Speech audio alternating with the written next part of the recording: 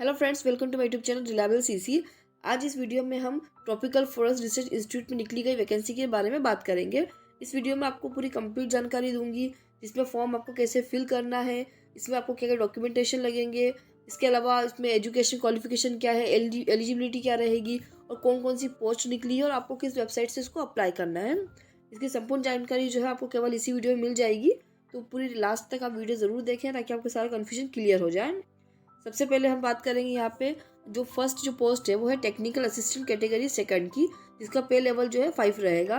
इसमें 6 पोस्ट निकाली गई हैं, जिसमें आपको जो है यहाँ पे क्वालिफिकेशन चाहिए वो रहेगी बैचलर डिग्री किसी भी यूनिवर्सिटी से करी हुई, जिसमें botany, zoology, biotechnology, forestry, agriculture ये सब्जेक्ट साथ में होना चाहिए।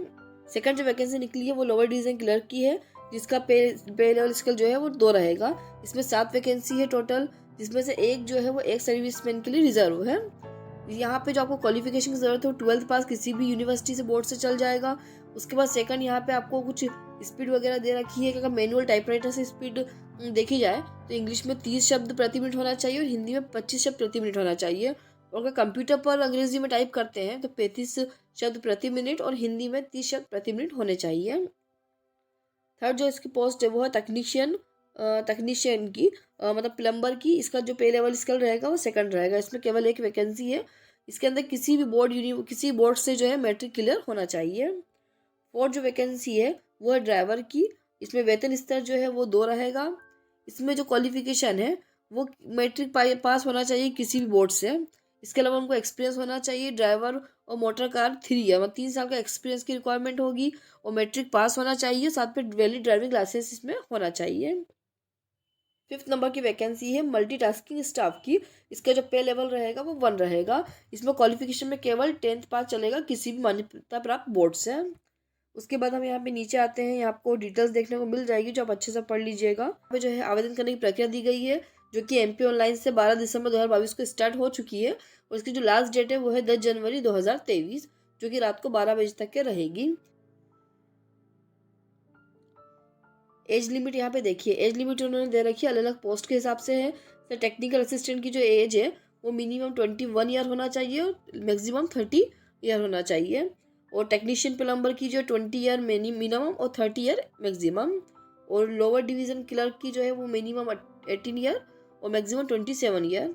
और ड्राइवर की जो पोस्ट है उसके लिए मिनिमम 18 ईयर और मैक्सिमम 27 ईयर होना चाहिए। उसके बाद जो है मल्टीटास्किंग स्टाफ की जो है इसमें मिनिमम 18 ईयर और मैक्सिमम 27 ईयर होना चाहिए। और साइड में यहाँ पे एज रिलैक्सेशन के बारे में बताया है, जो कि आप पढ़ लीजिए। अगर आप इस कैटेगरी में आते हैं तो आपको ये एज में रिलैक्सेशन मिल जाएगा। उसके बाद हमें नीचे आते हैं, यहाँ फीस डिटेल के बारे में बात करी गई है। देखिए यहाँ पे जनरल, EWS और OBC इनकी जो फीस रहेगी वो 1100 रुपये रहेगी। और जो SC ST दिव्यांग या महिला या एक्स सर्विस मैन है उनकी जो फीस रहेगी वो 600 रुपये ही रहेगी केवल।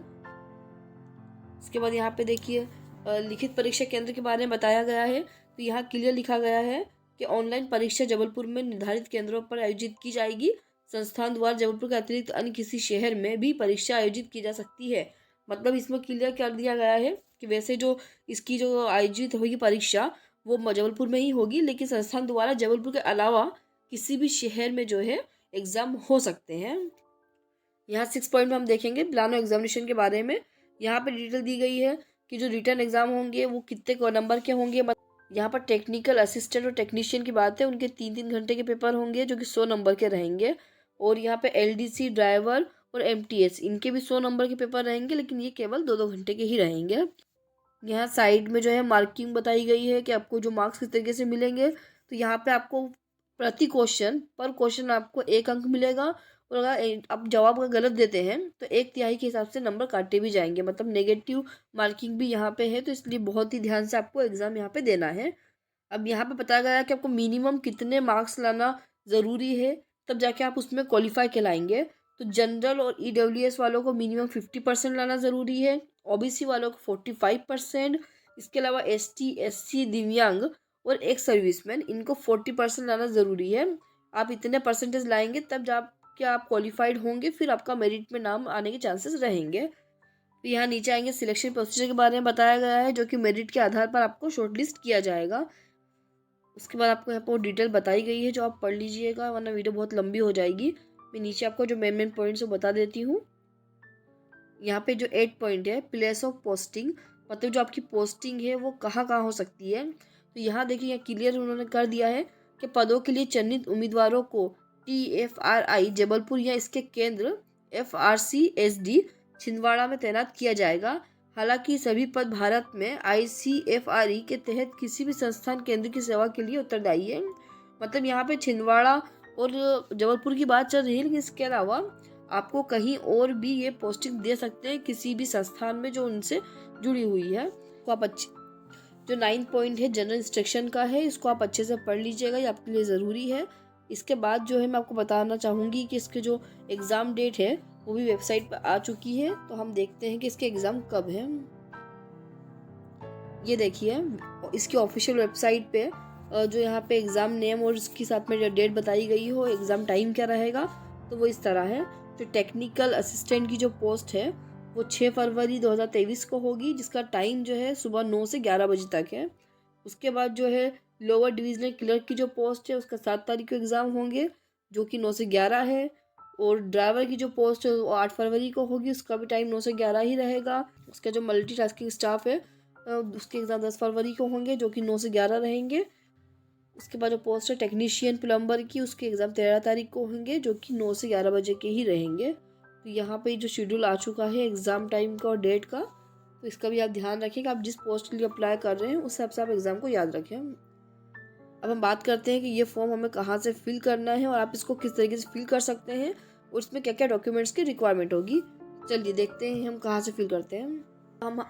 अब हम आ चुके हैं इसकी ऑफिशियल वेबसाइट पे, जहाँ से हमें फॉर्म फिल करना है। यहाँ आप मोबाइल से अगर फॉर्म फिल करते हैं तो आपको इसको जो है डेस्कटॉप मोड पे कर लेना चाहिए, या फिर अगर आप डेस्कटॉप से फिल करेंगे तो आपको सेम ऐसे इंटरफेस शो होगा। तो यहाँ पे देखिए, हम जो है यहाँ सेवाएं में जाएंगे। यहाँ पे जो आपको दिखाई दे रहा है एप्लीकेशन फॉर्म, यहाँ पे देखिए डेट दिखाई दे रही है 10 दिसंबर से 10 जनवरी तक।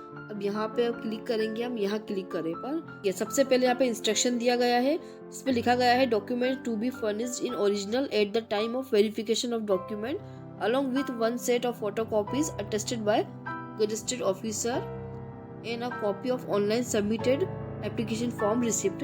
मतलब जब आपका जो है वेरिफिकेशन होगा उस टाइम आपको जो है ओरिजिनल डॉक्यूमेंट्स आप में कैरी करना है, साथ में एक सेट फोटोकॉपी का होना चाहिए जो कि गजेटेड ऑफिसर से अटेस्टेड हो, और साथ ही आपको जो ये फॉर्म फिल करेंगे उसकी जो रिसिप्ट आपको आएगी वो भी आप साथ में लेके जाना है। सेकंड जिसका पॉइंट है, for application submission OTP is required which will be sent to your registered email ID and mobile number. Kindly fill the valid email ID वाला, मतलब आपको जो है सबमिट करते वक्त आपको OTP आपके मोबाइल और ईमेल आईडी पर जाएगा, इसलिए मोबाइल और ईमेल आईडी बहुत ही ध्यान से डालिए, आप इसमें मिस्टेक ना करिएगा। अब यहाँ पे नीचे आएगा पर्सनल डिटेल। यहाँ पे आपको सभी पोस्ट दिखाई दे रही है, technical assistant category 2, driver, lower division clerk, technician plumber और मल्टीटास्किंग स्टाफ। अब आप इसमें जिस भी पोस्ट के लिए अप्लाई करना चाहते हैं आप उस पर क्लिक कर दीजिए। क्लिक करने के बाद हमें नीचे आएंगे एप्लीकेंट नेम के अंदर, यहाँ पे हमें अपना नाम डालना है। उसके बाद नीचे ऑप्शन है फादर एंड हस्बैंड नेम का, अगर आप शादीशुदा महिला हैं तो अपने हस्बैंड का नाम डालिए, और अगर पुरुष हैं या सिंगल हैं तो आप अपने पापा का नाम डालिए। उसके बाद है यहाँ पे मदर नेम, यहाँ अपने मदर का नाम डालिए, पर ये ध्यान रखिए कि ये नाम आपकी जो मार्कशीट है उससे मैच होना चाहिए। उसके बाद आपको यहाँ पे अपनी कैटेगरी सिलेक्ट करना है, यहाँ पे आपको OBC, SC, ST, UR या EWS, आप जिसमें भी आते हैं आप उस पर क्लिक कर दीजिए। पर अगर आप SC, ST या OBC पर क्लिक करना चाहते हैं तो आपके पास सर्टिफिकेट इसका होना ज़रूरी है। उसके बाद यहाँ पे देखिए साइड में नेशनलिटी जो हमारी इंडियन रहेगी। उसके बाद यहाँ पे हम नीचे आएंगे, जेंडर डालना है, मेल है तो मेल, फीमेल है तो फीमेल डालना है। यहाँ पे आपको अपनी डेट ऑफ बर्थ डालना है। उसके बाद जो है यहाँ पे अगर आप MP के डोमिसाइल हैं तो यस करिए, अदरवाइज नो कर दीजिए, मतलब मूल निवासी है तो। अगर आप एक सर्विसमैन हैं तो यस करिए या फिर नो कर दीजिए। अगर आप किसी से फिजिकल हैंडीकैप्ड हैं तो आपको यहाँ पे यस करना, यस करने के बाद उसकी डिटेल डालनी है, और नहीं है तो आप इसको भी नो कर दीजिए। फिर यहाँ पे आएगा मैरिटल स्टेटस, अगर आप सिंगल है सिंगल पे क्लिक करके आगे बढ़ जाइए, और अगर आप मैरिड हैं तो आपको मैरिड पे टिक करने के बाद अपनी मैरिज डेट भी डालना होगी। अगर आपके बच्चे हैं तो कितने हैं वो डालना पड़ेंगे, और जो लास्ट आपका चाइल्ड रहेगा उसकी डेट ऑफ बर्थ भी डालनी होगी। अगर ट्विन है तो आपको उसके लिए भी यस या नो में जवाब देना होगा। फिर यहाँ पे आएगी हमारी एजुकेशन क्वालिफिकेशन की डिटेल। यहाँ पे आप देख लीजिए, in case your university does not avoid mark please convert grade two percent mark. मतलब अगर आपका CGPA सिस्टम या SGPA है आपका, तो उसका परसेंटेज में कन्वर्ट करने के बाद ही यहाँ पर डालिए। उसके बाद यहाँ पे देखिए अदर इन्फॉर्मेशन में जो है RUICFRE रेगुलर एम्प्लॉई, मतलब अगर आप यहाँ के एम्प्लॉई हैं ऑलरेडी तो यस करिए, नहीं तो नो कर दीजिए। उसके अलावा आप स्टेट या सेंट्रल गवर्नमेंट के एम्प्लॉय हैं किसी भी डिपार्टमेंट में तो यस करिए, नहीं तो नो रहने दीजिए। उसके बाद यहाँ कम्युनिकेशन एड्रेस की बात करेंगे। यहाँ पे आप एड्रेस अपने ID प्रूफ में देख के डालिए, जो भी आप ID प्रूफ आगे अटैच करेंगे सेम वही एड्रेस इसमें होना चाहिए। उसके बाद आपका यहाँ पे स्टेट, सिटी डल जाएगा, पिन कोड डल जाएगा आपके एरिया का। उसके बाद यहाँ पे आपको अपनी वैलिड ईमेल ID डालना है। उसके बाद यहाँ आपको मोबाइल नंबर डालना है, और अगर आप STD वगैरह फ़ोन नंबर है तो वो भी डाल सकते हैं, नहीं तो उसको आप ब्लैंक छोड़ दीजिए।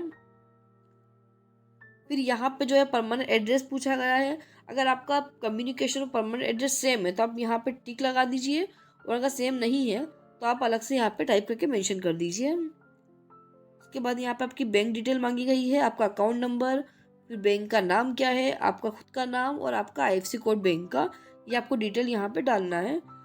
फिर यहाँ पे नीचे देखिए आपको सिटी प्रेफरेंस के बारे में पूछा गया है।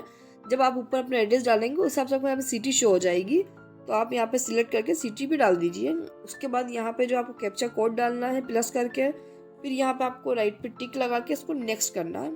जब आप इसको नेक्स्ट करेंगे तो आपके सामने जो इंटरफेस शो होगा उसमें आपको डॉक्यूमेंट अपलोड करना है, जिसमें आपका 10 का रिजल्ट, 12 का रिजल्ट, अगर आपने ग्रेजुएशन किया है तो उसका रिजल्ट, और अगर आप OBC में आते हैं तो OBC का सर्टिफिकेट और इनकम सर्टिफिकेट।